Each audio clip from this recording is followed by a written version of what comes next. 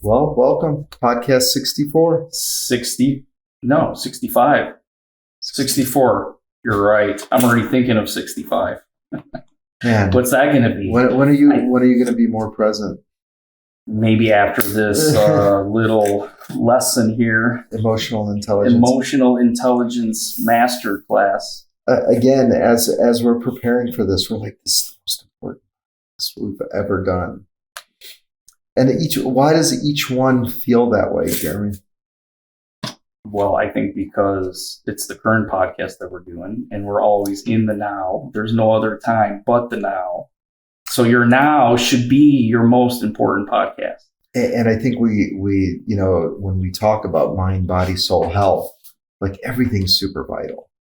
Nutrition, working out the right way, and mindset, and hiring a coach, and all these things are just so vital and important to get your mind and just people in general on the right path. And the more I just spoke to you, and you've done hundreds of hours of research on emotional intelligence, and I knew about it, but just prepping for this and talking to you about this, like, man, this is key. And I think the best part of the research was that emotional intelligence is education, is somebody can learn it and should learn it, versus we're not necessarily born with it, or it's an intelligence. We're born with intelligence, and it gets better as we get older, you hope. Exactly right. Intelligence is the right word. Yeah. So emotional intelligence is intelligence, and you can educate yourself on it. So we're going to do our best to help give you a high, maybe even a mid-level view on it, and a coach's view on how he's helped others with it and why it's so important, and how to educate yourself on it and be a better human being. Yeah, we'll try to make it informational, not too long, and at the end or in the middle somewhere, we're going to give you 7 strategies that you could practice every day to improve your EQ. Nice. Let's go. All right. Any updates? Well, yeah, there's always updates. There's always updates. Well, I mean, congratulations. You ran your second half marathon, man. Yeah. Just amazing accomplishment. I mean, if you think about where you were 2 years ago and where you are now, to be able to not be able to run at all, to now be able to run marathon after marathon, that's amazing. A lot of weight reduction, a lot of presence, a lot of gratitude, a lot of joy. Good job, man. I'm proud to have you as my partner. Thank you. Could not have done it without you and the Zero Doubt trainers. And just, again, it's choosing the life of health and keeping your eyes on the prize. And there were many days I didn't feel like running or didn't feel like eating right, and some off days, and just putting the marathon on the calendar was such a difference maker for accountability and for, I lost some fat this month. I gained some muscle. My new goal now, because the next marathon is not going to be till like August or September. So for June, July, I really want to focus on strength training again. So back in the gym and focused on that as opposed to running as much. So bringing leg workouts back in, which I'm excited about, kind of. Yeah. But no, we want to bulk up a little bit with muscle right now, but keep diet right and still run, but for a couple months focus on strength. And then August, September, start focusing on running another half. I'm so excited to do legs with you. Today. It's going to be fun. Today? Well, no, you're doing legs today, but next time I'll do them with you. Right. You're on our schedule now. Now that's exciting. Back in the gym. So I went kind of the opposite. I went from, all these years of strength training to now like incorporating running. Right. So you're about to feel what that looks like. What made you decide that? Running is, it's good in a lot of areas. Obviously, it's good for, your cardiovascular system, your heart, but it's also good mentally. It's meditative to run. You're always in the present moment or close to it when you're running, just because of how challenging it is and how you have to concentrate on your breathing. Plus, if you're running outside and you're with nature, so it's super head clearing and just gets you back into the present moment. Which again, this is so important to be in the present moment. A lot of this emotional intelligence and the higher self-awareness is all about being in the present moment. So it all ties in. As always. Of course it all ties in. So running ties in with this. And just the nonstop resilience when it comes to running, because it's mental. I'm allowed to swear on our podcast. You are. Thank you. It's just a word. Mental fuckery. Like, it doesn't stop, right? So, for me, the first mile is always the most challenging. Just getting going. Then the second mile is a little less challenging, but it's thinking, oh, am I going to do 6 or 8 or 9, whatever else today? Then mile 3, I just feel like I'm coasting till about. Anyway, I can talk about it all day, but the perseverance and the resilience of getting through it, and then maybe your calves hurt or your hip might hurt. But then you run through it and it stops hurting in the middle of the run. And then, of course, all the positive things like meditation and presence and whatever else, but also the resilience and the feeling of accomplishment, and just watch that movie Air about Nike signing Michael Jordan. Amazing quote in the movie was, the prize is not reaching the finish line. The prize is running. And I'm like, oh my God, that's amazing. That's like the best quote ever, because it is. And especially like you're in the marathon and you're running next to thousands of people, and man, running is amazing. I understand there's people out there with bad knees and stuff that can't necessarily do it anymore. So find something else. But anyway, what else? Anything else new? So June, we got a new month, so we encourage everyone to set goals, SMART goals, specific, measurable, attainable, reachable, time-bound goals. Yep. What are yours? We're talking about what are mine. I'm going to do a 30-day journaling challenge. Usually I'm averaging 20 days, which is still good. I get a lot out of the journal. And when I need to go into the journal, I use it. But why not just use it every day for June? Make that a goal. And I'm also going to shoot for a 8-minute, 1-mile run. It's fast. Very fast. Which is hard for me to run fast because I have short legs and a lot of muscle. And I only started running maybe like 4 or 5 years ago. Right. No, that's cool. That's cool. What about you? Strength training. So really focused on that. We're doing a lot of, business marketing strategy things that I'm putting together. This team of contractors that are helping us. So it's a big project, and we've got some other exciting projects. So very focused on just strength training. Still going to get some runs in for sure, and more. Sounds good. Here we go. June. We're going to be emotionally more intelligent after June. In June now. During this podcast. Right now, during this podcast. But it's true. I mean, they say you learn more from helping others on the topics that you do.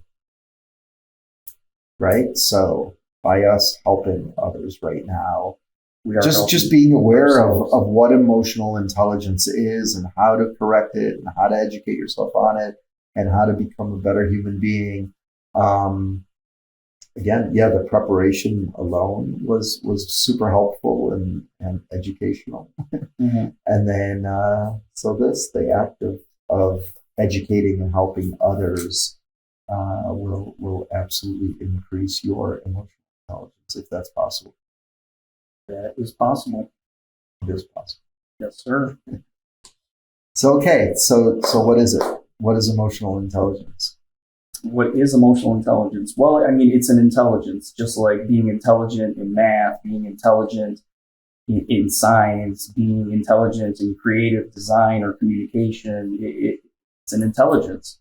Right. So it is an intelligence. It's an intelligence. And just like you can be smart in one thing doesn't mean you're smart in something else, right? Somebody that's good in math might not be smart technically or linguistically or whatever else. Same with emotional intelligence. And that's what we, hear all the time from our clients and ourselves. Again, I'm great at maybe sales or business or whatever it may be, but the emotional intelligence and listening to others and empathy and all these things that definitely have lacked in the past and getting better at.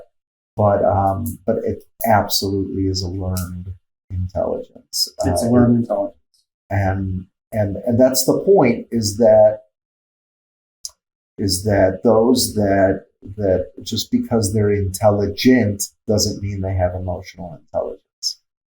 And they absolutely need to educate themselves on that as well. So we're going to help with that. Okay, so 5 key elements. So there's 5 key elements to emotional intelligence. And if you imagine it as like a piece of a pie, right? If you're missing from one area, then you're going to be missing part of the pie. And the first element is probably the most important one, which is self-awareness. So what is self-awareness? I mean, there's a couple of different ways to break it down, but if you can imagine just sitting in a room with the lights turned off, what are you aware of? Well, you're probably just aware of maybe your thoughts and your breathing and so on. So as you start turning the lights on, imagine it's a dimmer switch, you get to see more of the room. With all the lights on, you can see the entire room, you're aware of the entire room. So that's what self-awareness is. So that room is your inner state, your emotions, your strengths, your weaknesses, what your values are. Your goals are sitting there on a bookshelf, right? Do you see your goals on the bookshelf? Is the light turned off? Is your awareness low? Okay, so it's a dimmer switch, and it's the most important thing. That's number 1. Number 2 is self-regulation. So self-regulation is, well, how do you handle your emotions? When you start to feel your emotions such as stress and anger, how do you handle them? Are you aware of the emotions? So now you have these emotions sitting somewhere else in the room. How bright is the light? Can you see them? If you see them, well, no one wants to live in stress and anger, okay? So you change. So you make decisions that will help change those emotions, and we'll talk about that. Number 3 is motivation. So motivation is, how do you face challenges? Okay, when you have an obstacle in front of you, well, do you give up, take a week off, take a month off, take a year off? Or do you say that, you know what, obstacles are part of life, and you'll handle the obstacle as it is in front of you, and you move on to the next thing? Motivation is also linked to goals. When you have goals, you will be motivated to act on the goals. So now you see the bookcase, and it's got your goals, you're staring down at them. That's the only motivation you need. Yourself. Right. You see your goals, let's go get them. Number 4 is empathy. Empathy is the ability to understand others. So there's you, and then there's others. Are you just living inside of your own self-awareness, or is your self-awareness now able to see the next room down that's got a light on and it's got stuff in it? And you can look down and you can see what that other person's values are, goals, feelings. And that's very important, obviously. Sure. And number 5 is social skills. This is managing relationships. So when, they all fit together. So when you're empathetic and you can feel others, you can now create plans to fix conflict. You're better at resolving problems with others. You don't let stuff boil up. It's every healthy relationship needs to be a social skill. Right. 5 things to emotional intelligence: self-awareness, self-regulation, motivation, empathy, and social skills. Okay, so I let you go through them because I want it. And by the way, all the notes and our a blog, etc., will be in the what's it called? Subject line of the podcast or whatever else, or send us an email. I'm more than happy to send this to you so you don't have to take two email. We'll even create a PDF for you. We'll create a PDF for you. Okay, so Coach's Corner. Yeah. I'm coming to you, and I just, again, let's tackle each one from a coach's point of view. So someone comes to you for life coaching, mindset coaching, and so on, and it's clear that they're not self-aware to you. How do you help them? What's self-awareness 101 in coaching? Self-awareness 101 is to recognize your emotions. At least when we're talking about self-awareness for emotional intelligence, right? Recognize that you have these emotions as opposed to blocking them out. So I was good at, once my dad died 15 years ago, I was good at blocking out that emotion. Right. That's no good. Right. Especially with alcohol. And whatever it is. Whatever. Could be alcohol, could be food, could be anything. Could be alcohol, could be food, could be combination of a little bit of everything. That's what I liked. Party it around, throw it around. It wasn't just one thing. Right. So okay. I now you coach me through this awareness. So now I'm conscious, and I've been educated to be aware of my emotions, emotional thoughts, right? So where I feel strong, where I feel weak, where I feel happy, where I feel sad, where now how do you coach the next step, that the regulation, self-regulation? So what's that about? So usually when your emotions take over, you're not present. You're not present in the moment. You're in the emotion. Right. You're in the object of the emotion. So stressed, overwhelmed, man, I got a million things to do. I also need to juggle family and weekends, and I haven't seen my grandmother in 3 weeks, and I promised her, and I just feel so overwhelmed and busy. Mm-hmm. Again, that feeling of I'm everywhere but nowhere. Mm-hmm. So you're in a story. You're living in a script that is going on in your mind, as opposed to living in the present moment. You're somewhere else. Right. And when I'm present, I'm just taking a deep breath. I'm present, tackling that next task that I need to get done, etc. But then you nailed it right there. This is why it's so important to be present. Because when you're present, you're tackling something. When you're not present, you're worried about something. Which one is more productive? Right. So, self-regulation. Self-regulation. Let's talk about that. So how do I get into the present? What should I think about? Because again, yes, I agree that the stress and anxiety is all an illusion, right? It's this, I'll never get everything done, and my task list feels like it's getting bigger, not smaller. How do I get in the present, take the next task on, and go? I get deep breathing. Let me ask you, how do you do that? How do I do what? How do you do it? When you're angry, what do you do? Well, What should you angry? Do? Yeah, when you get angry at something, what do you feel like you should do? Anger, I would put more in well, self-regulation is how you control the emotion. What are the steps that you're taking? How good is your self-regulating system? So if you look at self-regulation as just its system by itself, you just said you're way better now at regulating your emotions than you were 2 years ago.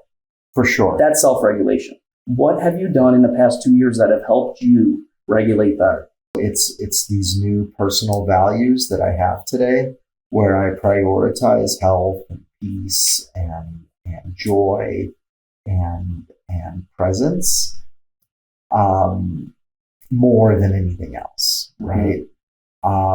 So when I feel the urge to be angry or upset, like that's not who I am anymore, is what comes through my mind. That's my self-regulation on anger. That's good. That's gold. It's gold. It's gold. It's gold. It's such a good place to be. So that's what you do. That's if you have issues with anger, take Eric's advice. Say that again. The person that I am today, that I value more than anything, is really the anti-person of who I felt I was 2 years ago, 3 years ago, right? Super stressed, never present. Again, felt like I was always building this house of cards that was going to fall at some point. Just not a good place to be emotionally, physically, etc. So the person who I am today needs to be at peace and present. And again, a lot of this emotional intelligence, and we should say that this is all about progress, not perfection. There's no person perfect on emotional intelligence, etc. But we keep educating ourselves and progressing to be better. And my values, my who I am, who I really want to be, and who I want, is this healthy, happy, present human being. Yeah, so here you've paired 1 and 3. You paired self-awareness with motivation. So you're now self-aware of your values. You're self-aware of some of the emotions you're having. And you've paired that with motivation. Self-regulation now is when you feel a way that you do not want to feel. So your self-awareness is high. Now you feel something you do not want to feel. How do you get out of that as fast as possible? What are the things you do? Like gratitude works for me. So while I feel like I have 100 things to do at work, and my kids are home from college, and we have all these events over the weekend, and I have other obligations and whatever else, and I just again feel overwhelmed, but I get to have all these things. And as soon as I flip that on, we have an amazing business, and it will get done. It's just not going to get necessarily all done today.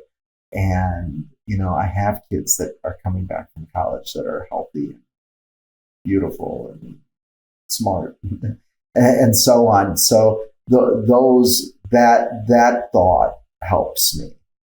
And then, obviously breathing and just trying to tackle one task. I'll look at my to-do list and literally just flip the page and just move one thing over. Will help me just focus on one thing and get it done.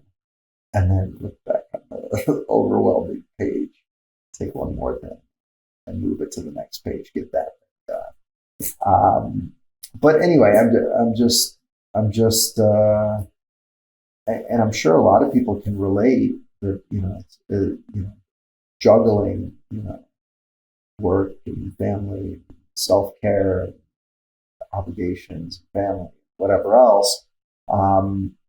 So, what other advice, what else would you coach me on other than, taking deep breaths, moving maybe one item over, practicing gratitude? Any other tools in your... Well, we're going to talk about 7 things that you can do to improve all of this.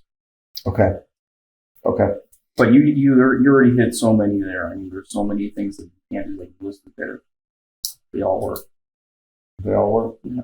But again, what we're kind of coaching people on right now is the self-awareness is the big first huge step, is to recognize your emotions and get in the moment, and again raise your levels of consciousness is the goal. Empathy. Let's talk about that. I definitely in the past had issues with empathy. I think we all have, because we're so stuck in our own inner world, and it's like a mess sometimes, right? Not only are we thinking about the future and all the to-do things, then sometimes we're also thinking about the past. So how are you going to be able to be empathetic to a person that's right in front of you? And that's challenging. Right. Like I've had somebody actually say, you lack empathy. I'm the most empathetic person in the self-awareness. world. You see how now self-awareness is so key, because you didn't see that. Right. You viewed yourself as you were empathetic. Right. And someone else is viewing you as not. But the picture is probably very, blurry. Right. It's a little blurry bit of this, a little bit of that. So self-awareness is everything. I think in the past too, like I always seemed to have this agenda, right? So it was always like somebody was talking to me, but I couldn't wait till it was my turn to say something. Like I was already thinking about what I had to say. And so listening is probably the biggest key of empathy, is really listening and really trying to understand who that human being is in front of you, and you may not agree with what they say and what they think and whatever else, but you have to understand it. Listening. So listening is that initial key of understanding the human being in front of you right now. But listening and having empathy for the person, whether you agree or not, is, I think, the key of being empathetic. Exactly.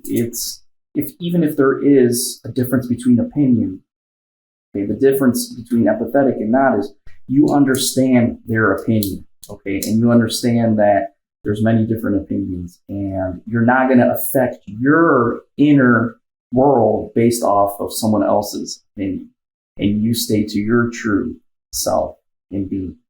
Right. That's empathetic. Yeah, a lot of people don't do that, for sure. It's hard.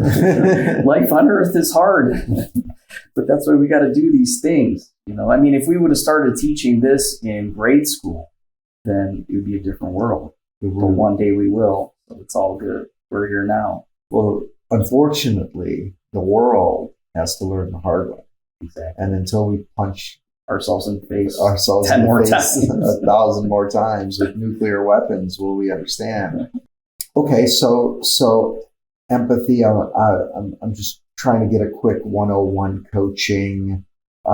Somebody that isn't necessarily a great listener, has the agenda that they want to say something, and not really thoroughly listening to the person, not trying to understand that the person may have different beliefs or ideas or thoughts or whatever it may be. How does one work on becoming more? Well, we'll start with working on your self-awareness. No one wants to not be empathetic, but you're not aware enough to see that you are. Because I think that's important. That no one wants to be someone without empathy. Right. Right. No one wants. Right. So being aware, self-aware is the first. So to work on your self-awareness.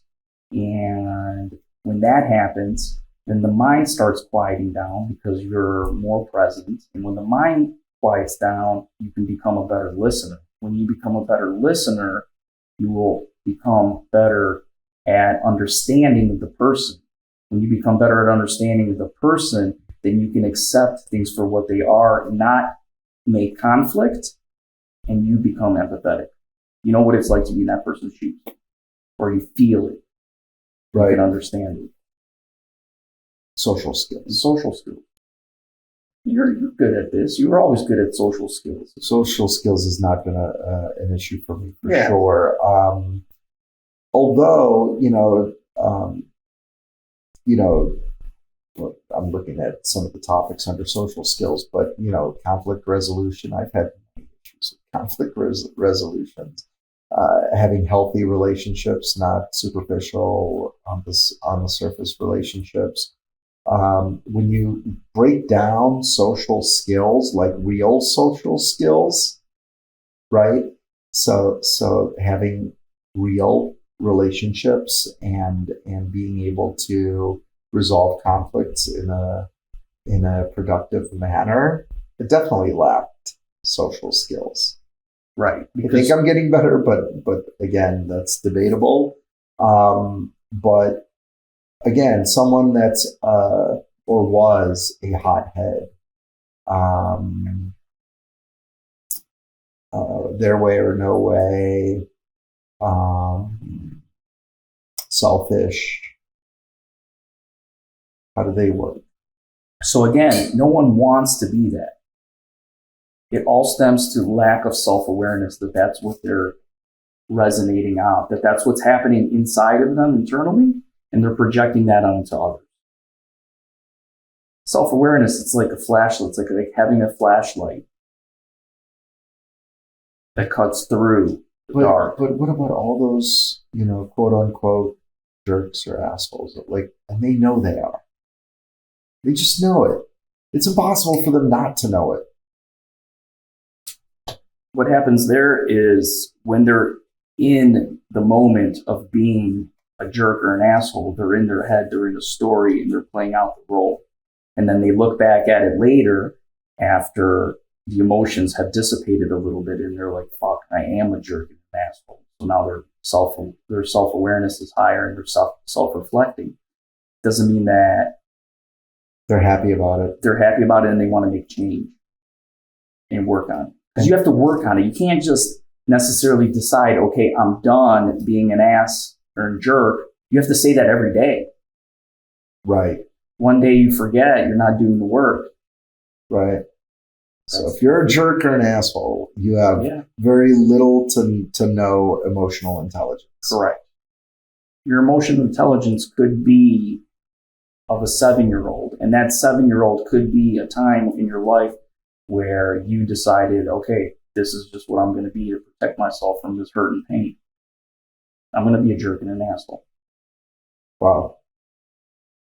Yeah, because that same person does not want healthy relationships, obviously, and they couldn't given anything about resolving the conflict in any type of productive way. Again, it's their way or the highway.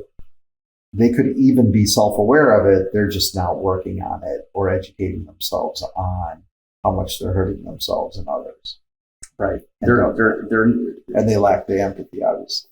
And they're lacking self-awareness, because if they know that, okay, this is how I am, this is how I'm acting, and their awareness is strong enough, they will make a change. But the problem is that they're jumping back into that other mind, the ego mind, the brain, the stories, and living there too much. But everyone has a lot of work to do. Everyone's got a lot of work to do. No one's better than anyone else. We're just in different stages of our evolution as human beings. Okay, so you're not better than anyone else if you have a higher EQ, but it is good to understand where someone else's EQ is, because that's empathy. That's number 4. Right. So that's why these 5 key elements, you have to really look at them as 5 key elements. Okay. 5 pieces to the entire pie that you need. Right. And I would say, besides empathy, motivation is a big key too. I mean, all of these are big keys, but motivation and wanting to be that better person is so important. Because you'll never do the other. That's why having goals are so important. Right. Because they help you along the way. They're like different stages along the path. So you also mentioned to me, I have a note, 3 aspects of self. Talk about that. there's three aspects of self-awareness, right? So there's the I, that's how do I see myself? Okay. Then there's the me, how do others see me? Okay. And then there's the ideal, how do I want you to see me? Okay. So there's three things you need to work on in self-awareness, and that's these three areas as well, right? Right. You have to get clearly aware of how do I see myself? And why do I care? Why do I care what others think about me? If we're living in our authentic self and we're doing the best, then it's almost like you don't have to care because you know. You probably care because you care that there's something going on inside of you that you're working on. Right. Because for what? For validation or? For validation, right. So again, whatever you're feeling inside, you're portraying it on someone else. Whatever you're feeling inside, you're portraying it. Yeah. For sure. Right. Right. I call it the ripple effect. For sure. So now, with that being said, here's the thing though. When you're doing good things, it's nice to have people tell you that you're doing good things. Okay, yes. But that's like 10% of it. The other 90% is you have to be able to tell yourself that you're doing good things because you're with yourself 90% more of the time. Right. So it's not enough just to hear it from others if you're going home and then it's like, oh, I could have done this better, I could have done that better. Right. It cancels it out. Right. And that's where, how do you see yourself? The I, how do you see yourself is where self-awareness is looking down on yourself and doing a complete inventory check. So if you see yourself as this, super stressed egomaniac, non-empathetic person, what do you think others are seeing? Right. And if you, the opposite, if you're peaceful and happy and grateful and whatever else, then of course people see you that way. And if you're going from the transition from one to the other, that's where maybe you care more about because you're looking for that validation. Well, and then others could look at you as like you're crazy. I know when I was going through my transformation, people thought like, what's going on with Jeremy? Has he lost his mind? Literally. So I knew that like that's how some people saw me, and that's okay. I thought that. Yeah. Because that's what happens. We lose this ego mind of ours. And that's the best thing that can happen. The best. All right. So strategies. Let's talk on that. 7 strategies. I'm just going to name them all, and then we'll kind of go through with them fast. So number 1 is practice self-awareness. Right, we talked a lot about that. Yep. Number 2 is cultivate empathy. We talked a lot about that. Number 3 is develop emotional regulations. We talked about that. Let's talk about that some more. Okay, so you're feeling anger, you're feeling stressed, you're feeling sadness, depression. What is the way that you're going to become better at regulating how long you stay in that, right? You can do breath work. You can go for a walk. You can go for a run. You can work out. You can go to the ice cream shop. You can go shopping for some clothes. Buy yourself something nice. Get yourself out of that state into a better state. You always have a choice, right? Sure. Like we're not slaves. You're not in a prison cell. You can walk out the door and go do something else and change your state. That's self-regulation. Right. Number 4 is exercise is probably the best. Yeah. I mean, again, getting to the gym is the hardest part. We hear that all day and we know that. But how you feel and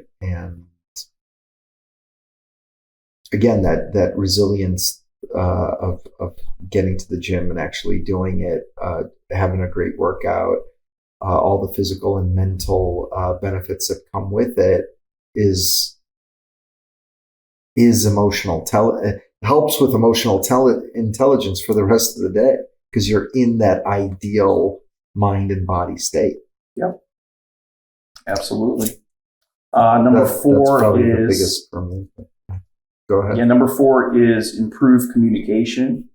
And again, this is just becoming a better listener, being aware of others, nonverbals, body language, tone, and expressing yourself better. That's number 4. Number 5 is build positive relationships. We talked a lot about that. Again, active listening there. Number 6, we didn't talk a lot about this one, and that's reflect and learn from experiences. So this is where journaling comes in. It's big, right? Do a reflection every day. If you don't do it every day, do it once a week. Reflect on how your emotional intelligence in the 5 elements, the 5 key elements, how you did, right? Reflect. Right. Also, you can even look back further at past experiences and notice how you acted on those experiences. Like someone did something to you and you were angry for an entire month. Okay. What did you learn from that? Not to be angry for a month, right? No one wants to be angry for a month. Right. So you learn from those experiences. No, yeah. And the resentments just boil in your head and create something 10 times worse than it actually is, etc. But let's get through it. There's one more, and then we'll tackle. We'll talk about it. Number 7 is this is the toughest one. This is so hard to do, but it's so needed, and that's seek feedback from others. Yep. Okay. Right. So let's go through this. So practice self-awareness. Number 1, we've already talked about it. This is just being aware, just being in the present moment, being aware of your emotion and again, the ripple effect that you're putting out into the world. So understanding your feeling, right? Mm-hmm. And why you're feeling it. Exactly. You need to practice that.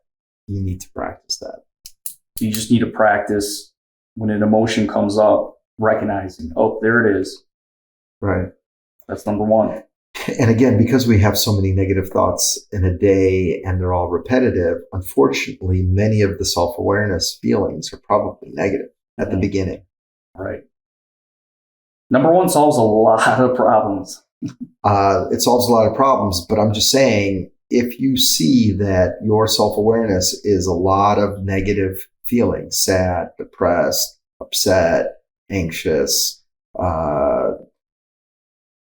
that means you're having negative thoughts. Well, they are.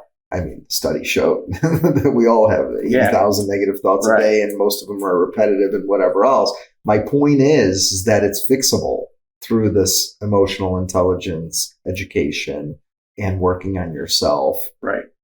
Again, if that's your motivation, if that's what you really need and want in your life, and I know to someone that feels like I felt 2 years ago, it just feels like a mountain to climb. It's so doable, and it's really not complicated. And again, if you need help, we're definitely the right team to help. But okay, cultivate empathy. We've talked about, I think, more than anything else. Anything you want to add on cultivating empathy? Again, just next time you're in a conversation, track how present you were in that entire conversation. Right. You talk to someone 20 minutes on the phone, you feel like you were 5 minutes somewhere else, multitasking. I mean, by the way, you can't multitask and cultivate empathy. It's very hard. Sure. You can't, Of course not. Yeah. Of course not. So I even had a friend that, wore rubber bands as a reminder, even on his notepad that he carried into meetings with him and so on. He wrote the big word listen, underlined or whatever else, just to become this not listener, but active listener. Like you're listening for the intention of understanding and having empathy for the person, understand their situation, understand what they're saying, understand why they're saying it. That's cultivating empathy. Okay. So, the next is develop emotional regulation. We've talked about that. Anything you want to add there? No, I think we did it pretty well here. Exactly. So again, whatever it takes to regulate your emotional state and to convert it, whether it's breathing, exercising, practicing gratitude. I mean, there's so many things. Take a walk, meditate, journal. There's so many things you can do to regulate your emotional states. And again, odds are a lot of them are negative. So you want to flip them into positive thoughts and become more happier. Mm-hmm.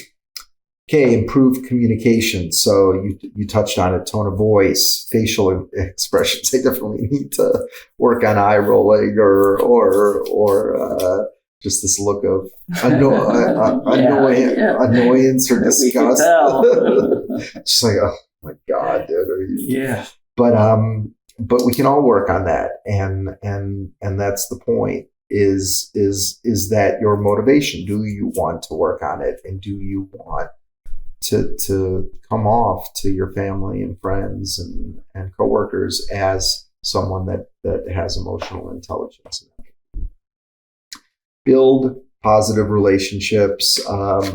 Also, we talked about that. Not just build relationships and be a social person, but really quality over quantity. And again, you build quality by having true empathy. So all these go hand in hand. And just to be grateful for the relationships you have. Right? Yeah. I mean, and tell your friends that. Right, exactly. But again, that's where active listening comes in. That's where being in a good mood comes in. No one wants to hang around with you if you haven't worked out, aren't eating right, complaining about the world, not listening to anybody. I mean, it's just, who would you want as a friend? So be that friend that you would need and want is the point. Okay, reflect and learn from experiences. So again, this isn't necessarily a live in the past, but the past, especially mistakes we've made, we learn from. And if emotional intelligence is an educational process, then we absolutely need to learn from the past and stop being the asshole and stop, having an agenda and not listening and just babbling and whatever else, but really, have that empathy and anything you want to add. I'll throw in a quick little homework assignment that helps with reflection. You can make a list of 100 of things that you have accomplished or overcame in your life. And as you're making this list, you'll obviously reflect on each experience. And I just want to add that everyone's first thought when Jeremy says create 100 things that you've overcome or done well in your life sounds like a crazy number until you get going. There is 100 things. It was finishing high school. It was, running track. It was, I was a good brother. I was a good son. It was, I lost weight. It was there. I mean, it doesn't stop. I went for a walk today when I didn't feel like it. The point of the exercise. The point of the exercise is to rewire your brain. Right. That's what it's going to do. Just do it. It's life-changing. I'm telling you. It is life-changing. So, so the two most famous assignments Jeremy gives our life coaching clients is the 100 things that you've overcome and accomplished, and 100 things that you're grateful for, and they are life-changing. Absolutely. You're just like, how do I ever complain when I have this list? Like it is life-changing. Yep. Golden nuggets from Coach Jeremy. Seed feedback from others. So that's definitely, especially someone that has an ego and is stuck on their ways and they don't seek the information, but there's so many blind spots. Mm-hmm. And I mean, even course me. This podcast is like all about you and your emotional intelligence. I like it. Well, because there was growth. There was growth, and man. Yeah, no, you're a perfect example out of me too. But we're not going to get into my story on this one. We're here for another hour. We got to work out and your growth of emotional intelligence is like off the charts. So people might think it's not doable. Hockey stick. Like Jeremy's is a hockey stick. Mine is a jagged. As long as it still ends up higher. But blind spots. So every time I didn't want to ever share something, especially something that was bothering me, which was most of the time. Every time I actually did share, it just felt like there was a weight off the shoulders, number one. Number two, so many blind spots that people just don't see. And not that you need, necessarily business advice or whatever else, but just another human being's perspective is eye-opening, because we've all had a million different experiences, and you never know when somebody can give you that perfect golden nugget of information or an experience that they've experienced that could give you that other look or approach. And I mean, anything you want to add? No, I mean, you nailed it well. I mean, and I'll use the analogy of, okay, now someone else's perspective could be another flashlight on your awareness. There's something you didn't see in the room. Right.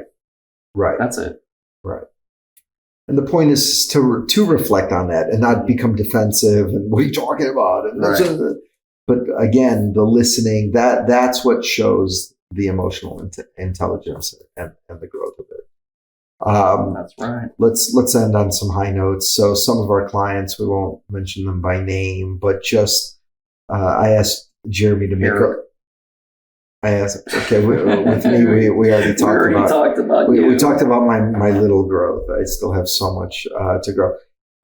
But I asked Jeremy, I'm like, if you could name a few, well, not name the clients, but think of a few clients and what emotional growth you specifically have seen. So he's put a list together, which is pretty cool. So one guy.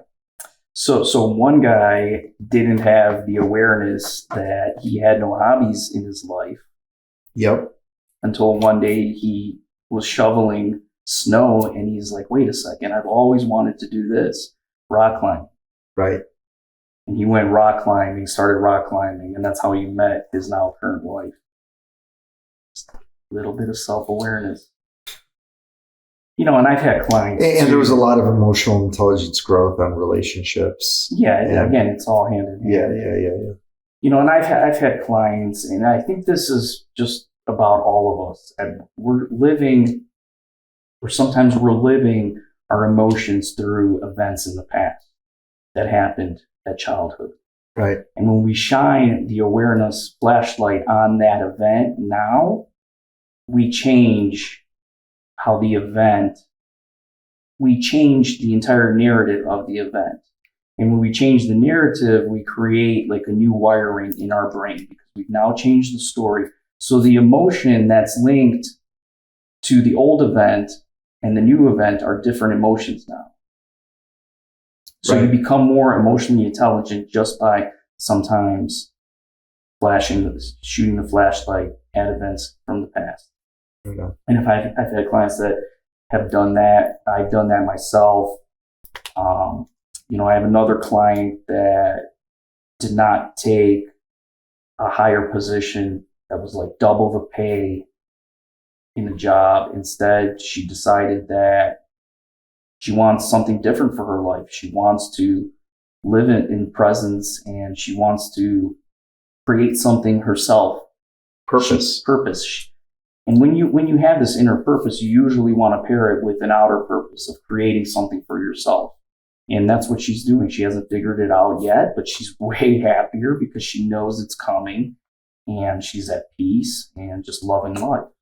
But purpose and motivation go hand in hand. That's, again, a very high level of emotional intelligence. This is only this will help me become the human being I want to be and have that emotional intelligence. Again, it's very strong. You wrote this woman 10 times her emotional intelligence. Yeah. How? Just doing all this work daily for years. Right. Years. You gotta do this daily. Just have to. But it's what are you doing? Ultimately, you're being aware. You're being present.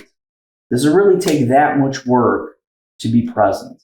It shouldn't, right? But we're so conditioned because of how society's been the past thousands of years, hundreds of thousands of years, that's how we're wired. Right. I understand. I understand. Trust me. I know. Last one. Client of ours. Super successful business. Yeah, business, controlling anger, emotions, way better. Just finding peace. Just, at the end of the day. Presence, too. A lot of presence. Right. Well, for sure. Yeah, because, again, doing this work, now you're better at self-regulating. So he's becoming way better at self-regulating. Right on. Okay. It works. Okay, everyone. Hope you enjoyed it. Hope you learned something. Hope at least this was 101, if not a little bit of 201 level or 301 level. But drop us a note. Let us know if you have any questions or need any help, or we're building communities. So we'd love to hear from you. And yep, I'm good. I'm good too. Thanks for listening, guys.